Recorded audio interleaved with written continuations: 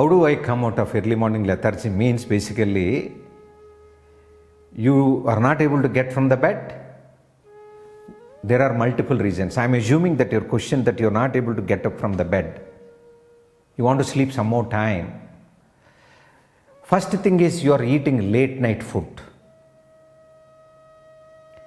Second thing is you are sleeping at late night, maybe 12 o'clock, 1 o'clock.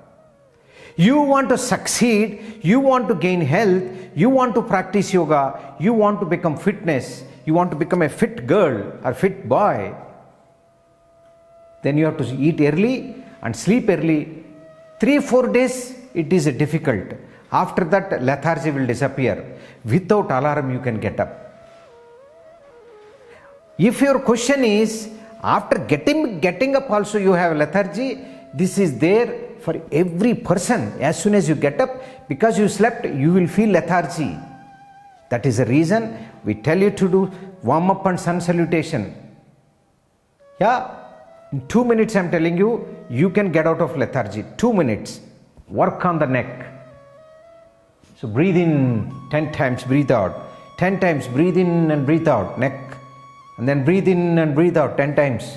And then rotate the neck 10 times. And see, lethargy disappears.